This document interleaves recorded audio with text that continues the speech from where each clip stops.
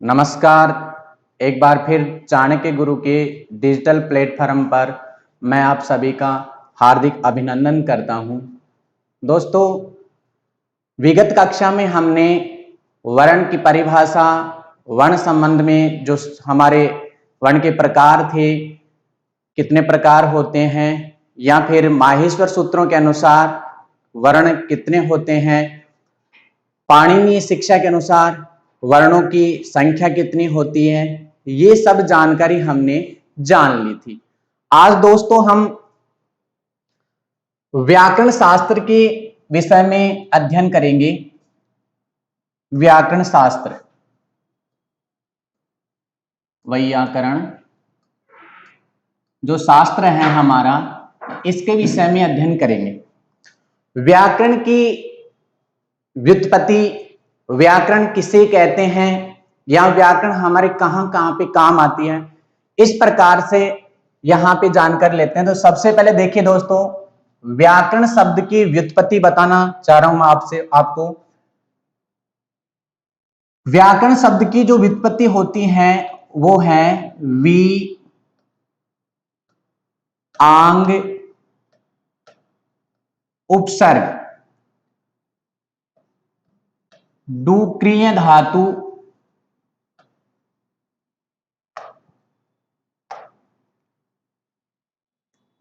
डुक्रिय धातु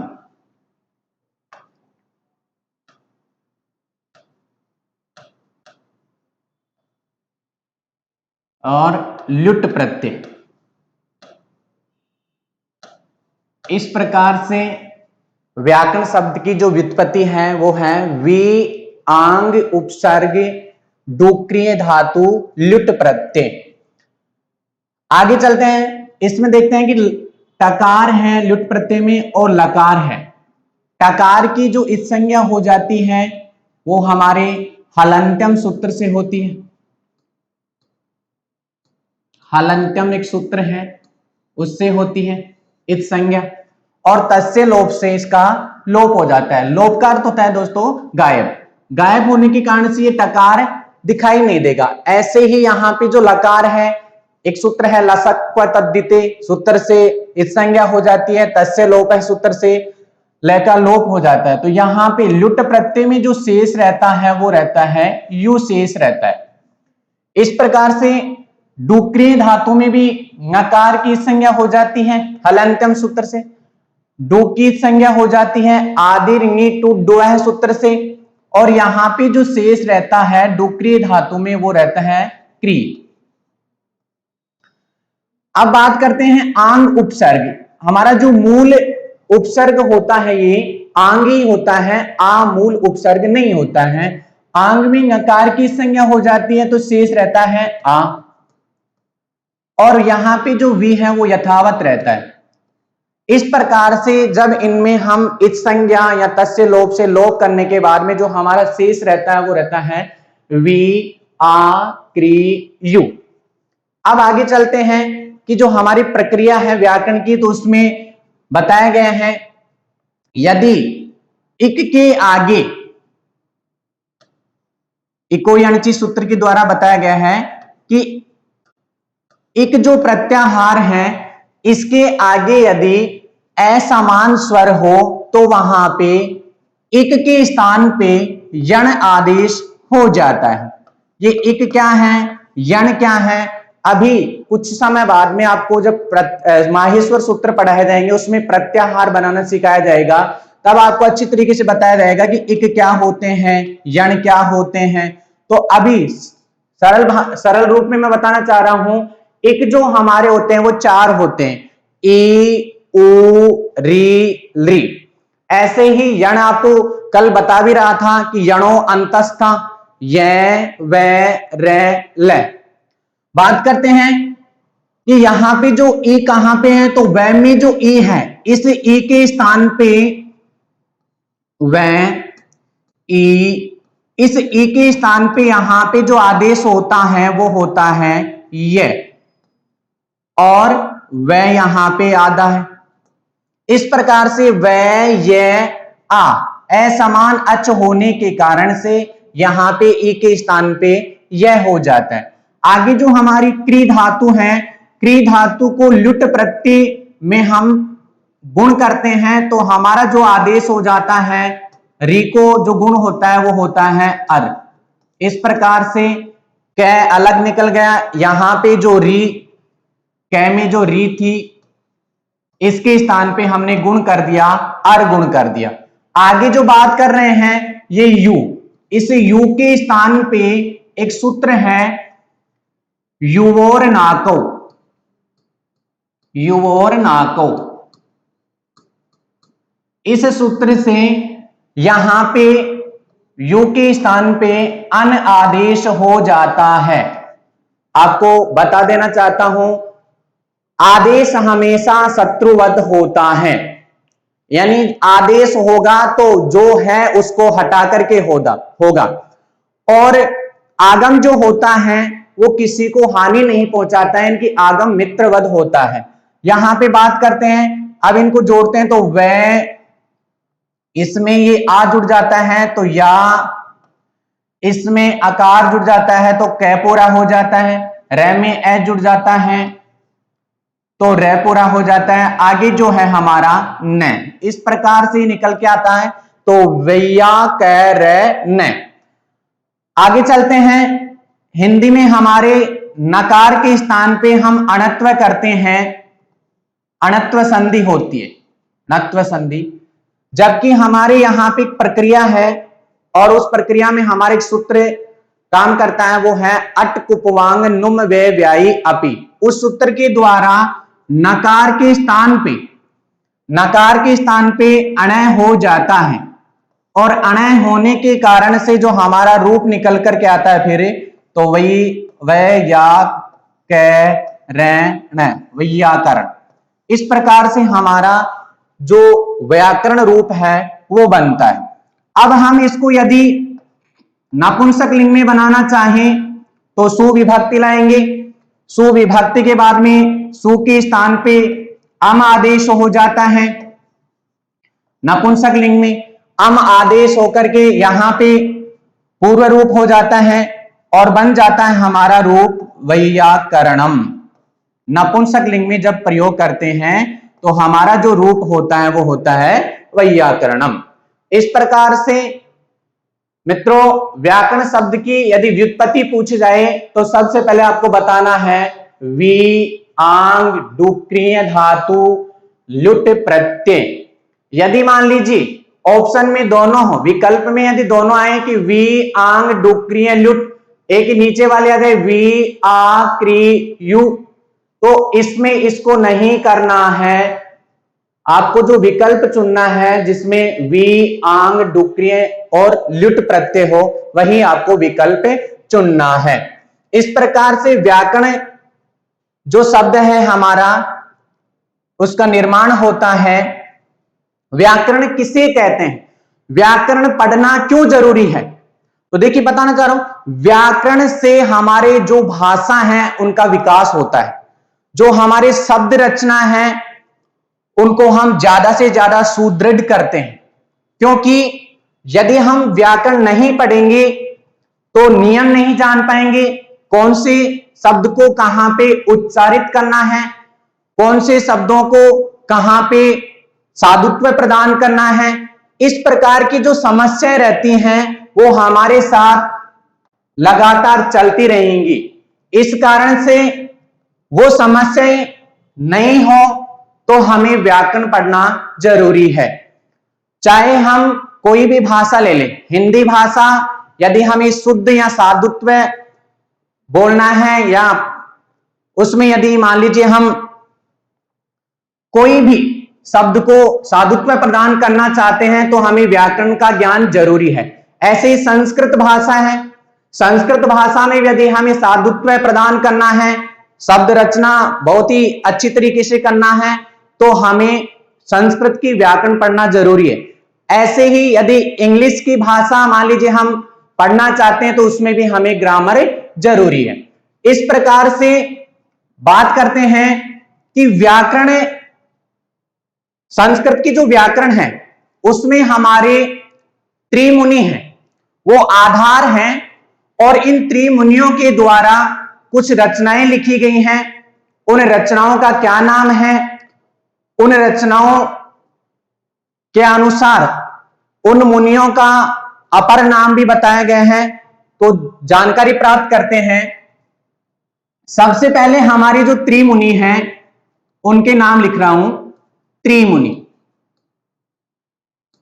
व्याकरण शास्त्र के त्रिमुनि कौन से हैं? तो सबसे पहले देखिए पाणिनि जी, पाणिनि।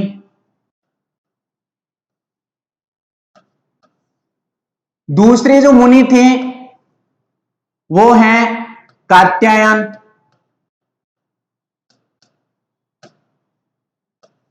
इन्हीं का ही उपनाम है वररुचि।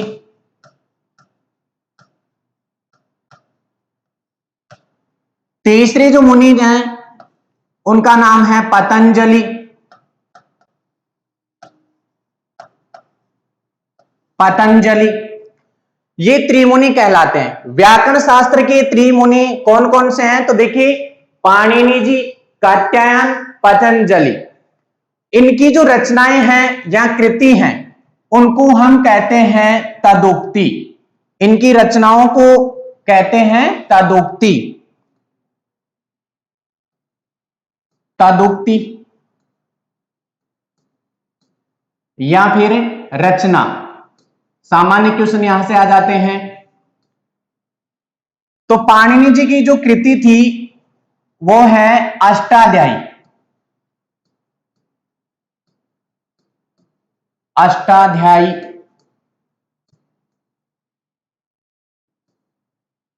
कात्यायन जी की जो रचना है वो है वार्तिक, इन्होंने वार्तिक लिखे। पतंजलि की जो रचना है वो है महाभाष्य।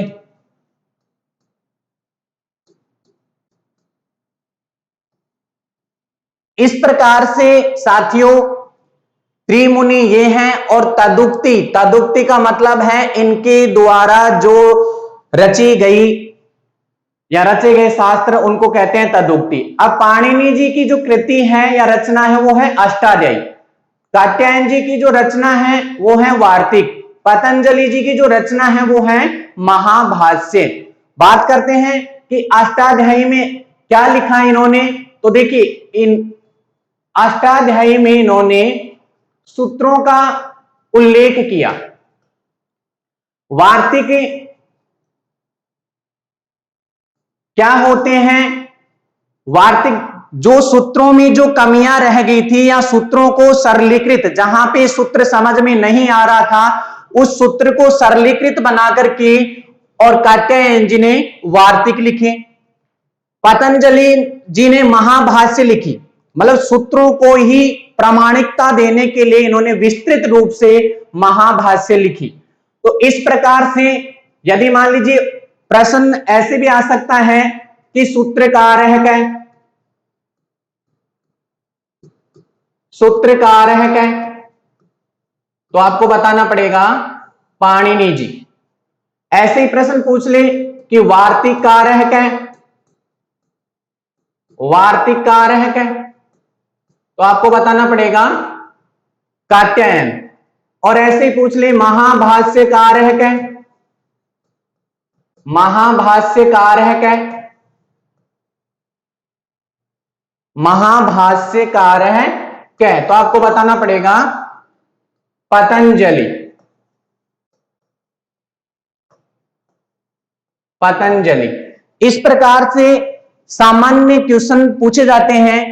विगत एग्जाम्स में भी प्रश्न आया था कि महाभाष्यकार है क्या, तो वहां पे उत्तर था पतंजलि। तो साथियों व्याकरण शास्त्र के जो आधार स्तंभ हैं वो त्रिमुनि हैं। त्रिमुनियों में सबसे पहले जो मुनि हैं वो पाणिनि जी हैं। पाणिनि जी की जो रचना है वो है अष्टाध्यायी, इसमें इन्होंने सूत्रों को उल्लेखित किया है। इसके बाद में जो दूसरे मुनि हैं कात्यायन, उनका ही अपर नाम है वररुचि, इन्होंने वार्तिक लिखे। वार्तिक सूत्रों में जो क्लिष्टता थी कुछ सूत्रों में उनको सरलीकृत बनाकर के इन्होंने वार्तिक लिखा। पतंजलि में जो अष्टाध्यायी में जो सूत्र थे उनको ही प्रमाणित करके और महाभाष्य लिखा। इस प्रकार से इनको सूत्रकार है, वार्तिककार है, महाभाष्यकार है भी कहते हैं। आगे हम बात करते हैं कि जो हमारे माहेश्वर सूत्र हैं, आज उनकी चर्चा करते हैं। बात करते हैं कि माहेश्वर सूत्र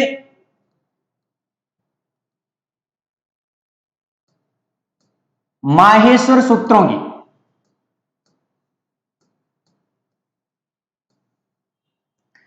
माहेश्वर सूत्र हैं क्या? पहली बात, ये कहां से आए, इनको कहां पे काम लिया जाता है, या फिर यदि मान लीजिए इनको हम नहीं पढ़े तो हमारी व्याकरण किस प्रकार से सुदृढ़ होगी या नहीं होगी। तो ये बातें हम यहां पे जानकारी रख रहे हैं कि माहेश्वर सूत्र हैं। सबसे पहले बात करते हैं कि कितने होते हैं या इनका उपनाम देखिए। माहेश्वर सूत्रों को और क्या क्या कहते हैं? माहेश्वर सूत्रों को हम शिव जाल सूत्र भी कहते हैं। शिव जाल सूत्र। माहेश्वर सूत्रों को हम वर्ण समाम्नाय कहते हैं। माहेश्वर सूत्रों को हम प्रत्याहार सूत्र कहते हैं। प्रत्याहार सूत्र कहते हैं। माहेश्वर सूत्रों को हम चतुर्दश सूत्र कहते हैं। चतुर्दश सूत्र। इस प्रकार से माहेश्वर सूत्रों के ये नाम है।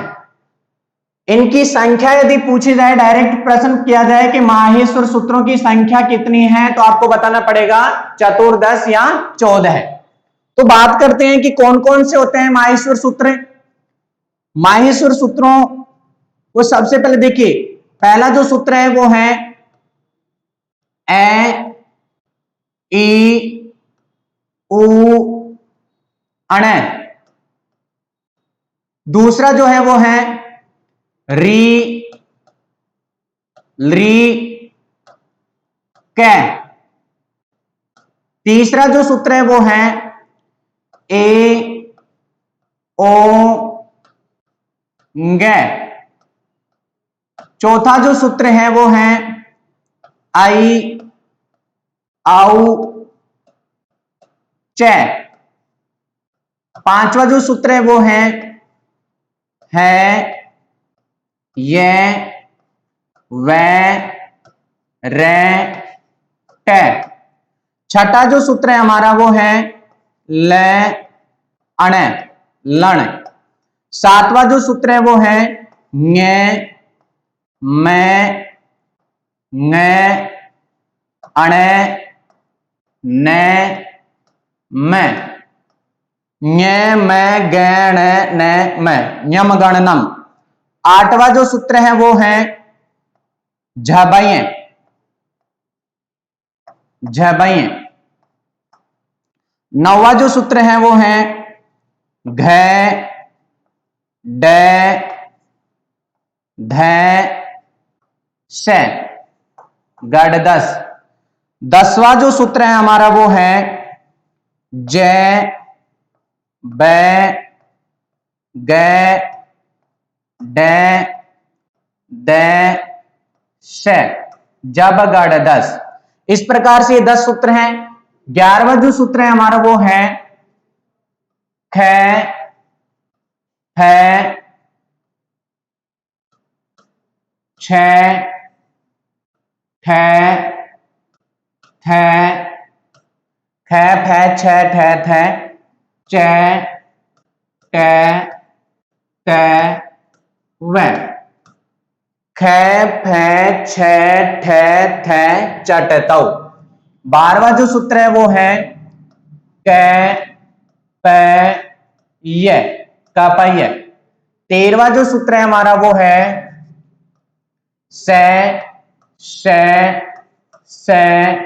रे।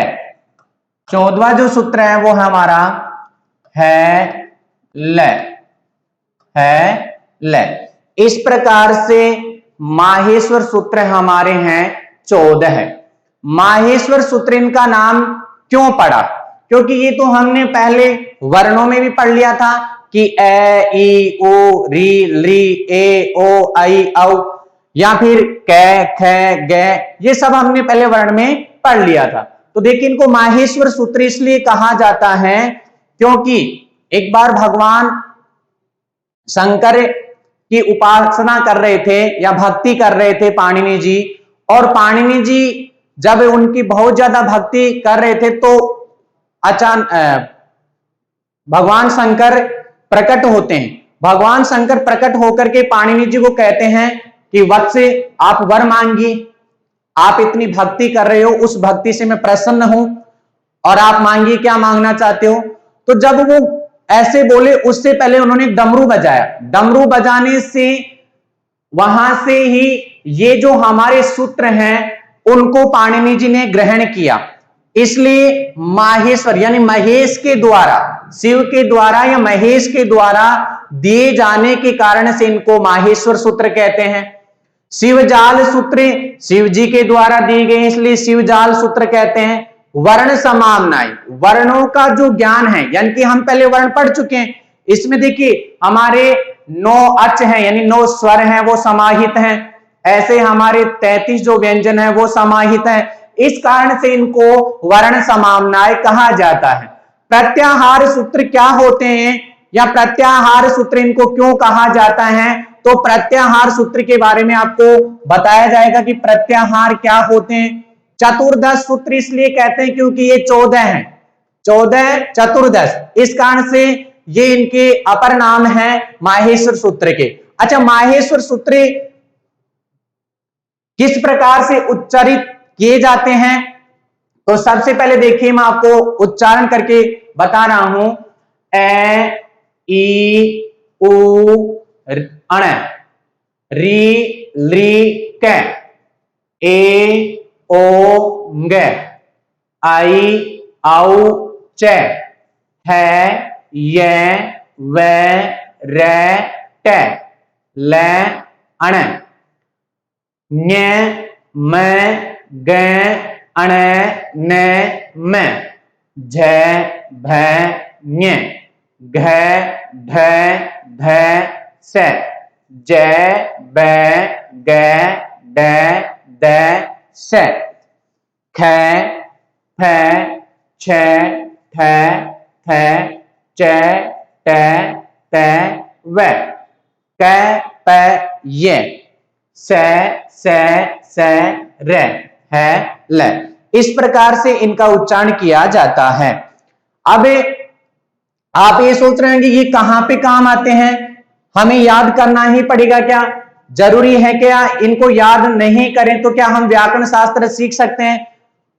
तो दोस्तों बताना चाह रहा हूं, यदि आप इनको याद कर लेते हो तो हम बार बार में जब मान लीजिए हम संधि पढ़ेंगे या फिर समास पढ़ेंगे, प्रत्यय पढ़ेंगे, तो वहां पे कभी कहेंगे कि इक प्रत्याहार, इक के स्थान पे यण आदेश हो जाता है, एचो अयवायाव एच प्रत्याहार, या फिर हलो अनंतरा संयोग हल प्रत्याहार, या फिर अकह सवर्णी दीर्घ। ये जो सूत्र आएंगे इनमें जो अक है वो प्रत्याहार, वो अक का निर्माण किस प्रकार से होता है, यदि आपको अच्छी तरीके से माहेश्वर सूत्र याद है तो आप आराम से प्रत्याहारों का निर्माण कर सकते हो। और दूसरी बात, इनको आपको कंठस्थ याद रखना ही है, क्योंकि मान लीजिए अभी पूछ ले कि अच कौन कौन से होते हैं, तो अभी बनाएंगे कि प्रत्याहार अच, ए, ई, उ, री, ली, ए, ओ, आई, औ, इस प्रकार से इनको अच कहते हैं।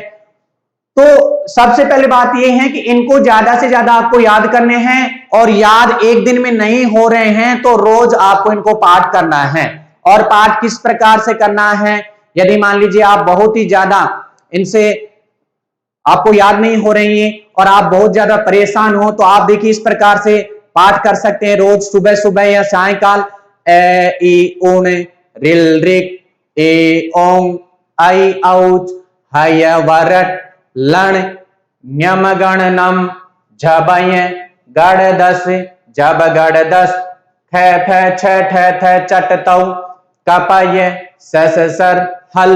इस प्रकार से यदि आप 5-7 दिन यदि इनका रोज उच्चारण करोगे तो आपको ये कंठस्थ हो जाएंगे।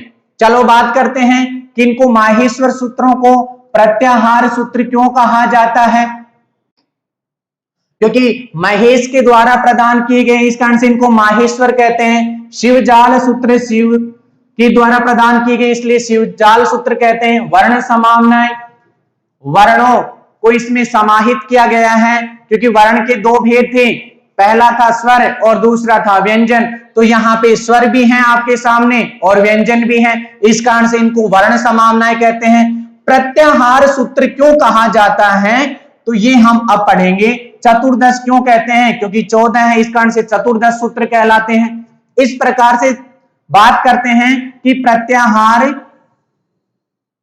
किसे कहते हैं या प्रत्याहार का निर्माण किस प्रकार से होता है। तो सबसे पहले देखिए, आपको बता देना चाहता हूं कि मान लीजिए ये जो हमारे माहेश्वर सूत्रों का जो अंतिम वर्ण है, अंतिम वर्ण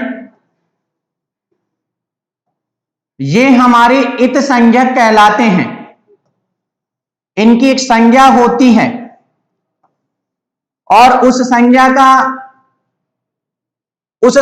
को करने का मतलब यही है कि हम प्रत्याहारों का निर्माण कर सकते हैं। इस प्रकार से ये जो मैंने गोले के अंदर जो रखे हैं जो भी वर्ण, ये अंतिम वर्ण है। माहेश्वर सूत्रों के जो अंतिम वर्ण है वो भी 14 ही होते हैं। अब देखिए प्रत्याहार किसे कहते हैं। प्रत्याहार बात करते हैं कि प्रत्याहार का एक देखिए विधायक सूत्र है, वो है आदि रंतेन सहेता। आदि रंतेन सहेता ये एक सूत्र है। इस सूत्र से आप बहुत जल्दी समझ जाओगे कि प्रत्याहार का जो विधायक सूत्र है वो कौन सा है, आदि रंतेन सहेता। यानी अब इसको देखिए, सूत्र को हम समझते हैं। आदि, आदि का मतलब होता है प्रारंभिक, आदि का मतलब होता है प्रारंभ, और इसी में है अंतीन। अंतीन में तृतीय विभक्ति है अंतीन। अंतीन का मतलब है अंतिम।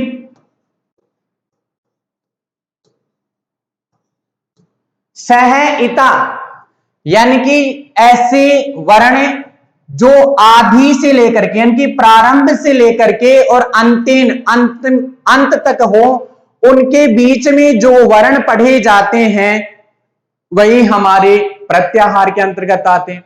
अच्छा, प्रत्याहार का सामान्य तौर पे हम अर्थ करना चाहें तो होता है संक्षेप, यानी कि कोई भी जो हमारा समूह है उसको हम संक्षेप में पढ़ना।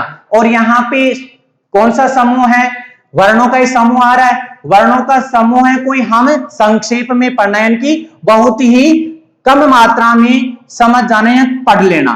तो अब इसमें देखिए, चलो बात करते हैं कि संक्षेप में किस प्रकार से। तो सबसे पहले हम बात करते हैं हमारे जो अच हैं। अच आपको बताया भी था कि स्वरों को ही क्या कहते हैं, अच कहते हैं। स्वर कितने होते हैं, स्वर के प्रकार नहीं, स्वर कितने होते हैं। तो स्वर हमारे या फिर अच हमारे कितने होते हैं, 9 होते हैं। चलो ये तो बात सही है। अब अच देखिए, अच में आपसे पूछा जाए कि प्रारंभिक, अच में जो प्रारंभिक है वो वर्ण कौन सा है, तो आप तुरंत बता दोगे कि अ है। आपसे पूछा जाए कि अच में अंतिम वर्ण कौन सा है तो आप तुरंत बता दोगे च है। इतना समझ में आ रहा है कि अच में प्रारंभिक वर्ण अ है और च में अच में अंतिम वर्ण है वो च है। इन दोनों के बीच में जो पढ़े जाते हैं वही हमारे अच प्रत्याहार के अंतर्गत आते हैं। तो अब देखिए यहां तक हम समझ चुके हैं, आगे बात करते हैं कि ये किस प्रकार से। तो आप यहां से लेकर के ऐसे लेकर के जब हमारा च आए वहां तक हम इन वर्णों को एक जगह यानी कि समूह को बहुत ही संक्षेप में कह देते हैं अच। अब समूह हमारा इन सभी वर्णों का है। जैसे मान लीजिए मैं लिख रहा हूं अच में, आपको भी विदित है क्योंकि मैंने विगत कक्षाओं में पढ़ा दिया कि अच या स्वर कौन कौन से हैं, तो आप तुरंत बताओगे ए, ई, ओ, री, ली, कै, रिल, री, ए, ओ, आई, औ, और आगे जो हमारा आ रहा है च। आपके मन में एक शंका उत्पन्न हो रही होगी कि च क्यों नहीं लिख रहे, या ङ क्यों नहीं लिख रहे, या कै क्यों नहीं लिख रहे, अण क्यों नहीं लिख रहे। क्योंकि अब आपको जानकारी देना चाह रहा हूं कि जो अण है, कै है, ङ है, च है, ट, अण, माहेश्वर सूत्रों का जो अंतिम व्यंजन यानी कि अंतिम हल वर्ण है उसकी एक सूत्र है हमारा हलंत्यम सूत्र। हलंत्यम सूत्र है, इससे इत संज्ञा हो जाती है। हलंत्यम जो सूत्र है इससे क्या हो जाती है, इत संज्ञा हो जाती है। ये इत संज्ञा क्या है, तो दोस्तों आपको बताना चाह रहा हूं, इत संज्ञा का तात्पर्य है यदि हम उन वर्णों की इत संज्ञा कर देते हैं तो तस्य लोपः सूत्र से हम उनका लोप कर देते हैं।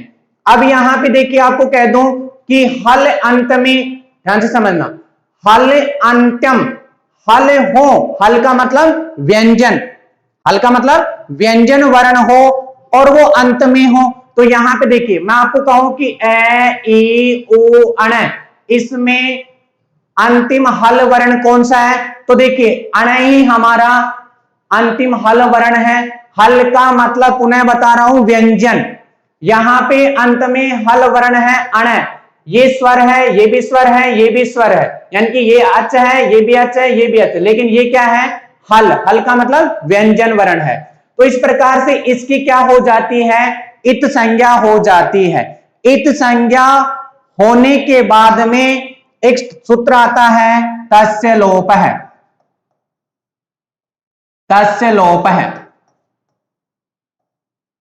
तस्य लोप सूत्र करता है कि जो जो जिन जिन वर्णों की आपने इत संज्ञा की उनका मैं करता हूं लोप। लोप का मतलब होता है सामान्य भाषा में गायब, छिप जाना। तो यहां पे देखिए अब मैं कहूं कि जो हमारे अंतिम हल वर्ण है उनकी इत संज्ञा कर देता है हमारा हलंत्यम, और तस्य लोपः सूत्र से जिन जिन वर्णों की इत संज्ञा हुई है उनका कर देते हैं हम लोप। तो यहां पे इसका भी लोप हो जाता है, इसका भी लोप हो जाता है, इसका भी लोप हो जाता है और च का भी लोप हो जाता है। अच प्रत्याहार, इधर एक बार पुनः बताना चाह रहा हूं, जब हम अच प्रत्याहार बना रहे थे उसमें प्रारंभिक यानी कि प्रत्याहार, प्रत्याहार का मतलब आदि अंतेन सहिता, आदि में जो वर्ण है वो अ है, अंत में जो वर्ण है वो च है।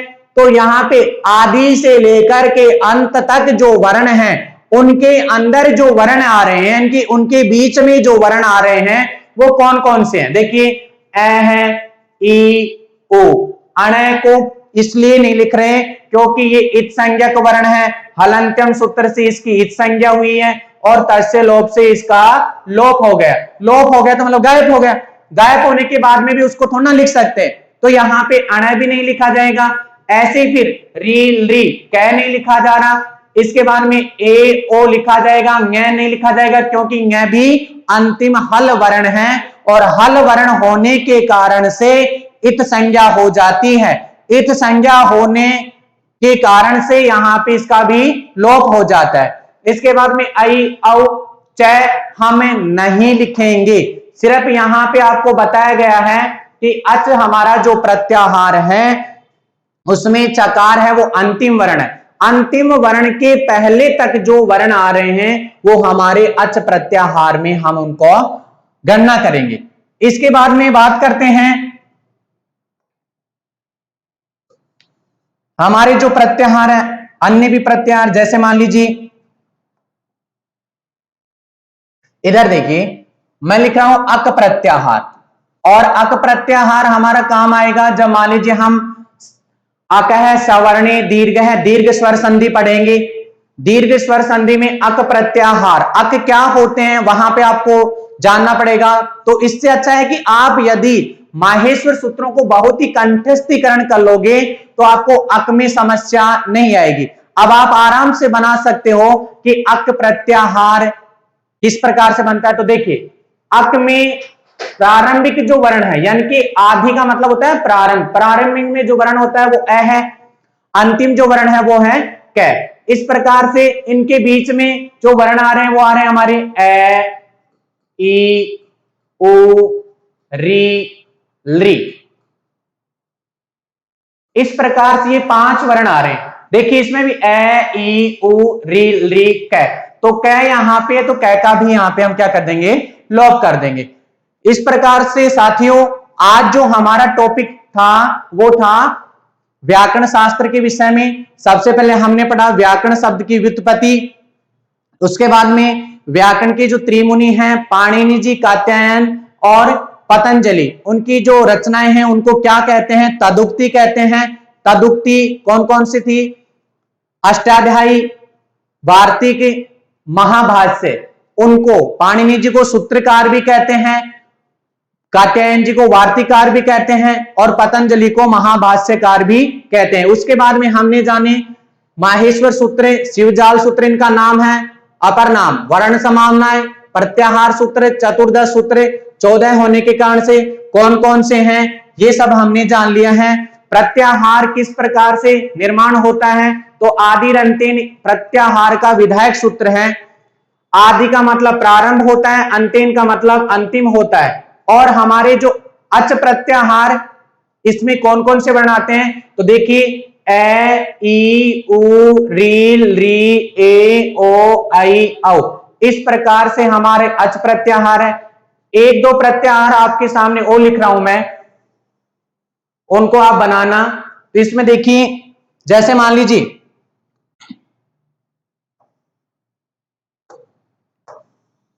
जैसे हमारे जो प्रत्याहार हैं वो है एच प्रत्याहार, क्योंकि एक सूत्र आएगा अयादि संधि में एचो अयवायव है।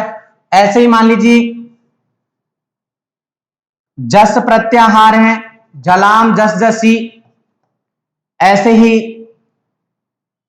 हल प्रत्याहार है से लेकर के और लय तक जो वर्ण आते हैं। ऐसे ही अल प्रत्याहार है, अल प्रत्याहार कहां से कहां तक बनता है ये आपको बनाना है दोस्तों। इस प्रकार से आगे की जो चर्चा है वो हम नेक्स्ट वीडियो में करेंगे दोस्तों। धन्यवाद।